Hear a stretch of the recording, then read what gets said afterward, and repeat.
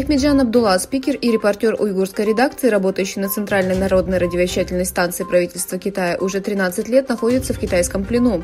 В 2010 году китайское правительство решило арестовать уйгурского турка Мехмеджана Абдуллу, диктора и репортера уйгурского отдела Китайского национального радио.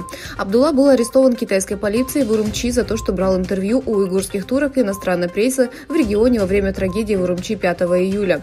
1 апреля 2010 года суд Урумчи приговорил Абдуллу к пожизненному заключению по обвинению в разделении страны, разглашении государственной тайны и организации незаконных демонстраций. Департамент по делам наций и религий Синьцзяна недавно объявил о плане «Образец национального единства и развития региона» в рамках периода 14-й пятилетки Центрального правительства. План раскрывает цель китайского режима систематически уничтожать национальную идентичность и свободу вероисповедания народа Восточного Туркестана, а также уйгурскую культурную цивилизацию.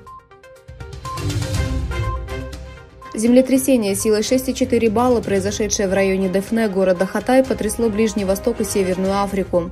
Землетрясение на глубине почти 17 километров и магнитудой 6,4 произошло 20 февраля в 20 часов 4 минуты в районе Дефне города Хатай. Очередное землетрясение магнитудой 5,8 произошло в 20 часов 7 минут в районе Самандак. Было заявлено, что землетрясение произошло на глубине 7 километров.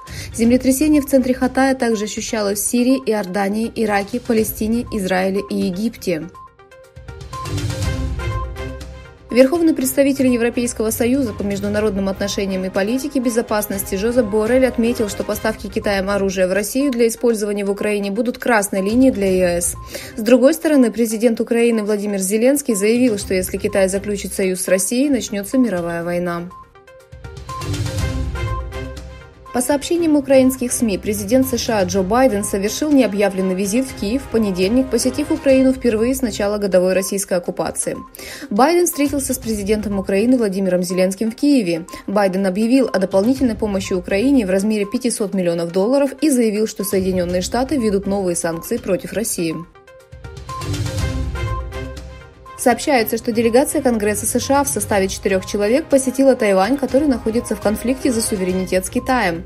По сообщению тайваньского агентства CNA, 21 февраля на остров с 5-дневным визитом прибыла делегация в составе членов Палаты представителей от Демократической партии Рокхана Джейка Кинкласа и Джонатана Джексона и от Республиканской партии Тони Гонсалеса. Делегация встретилась со спикером Законодательного собрания Тайваня Ю Сикуном и Морисом Чангом, основателем тайваньской компании по производству полупроводников, мирового лидера в производстве микросхем.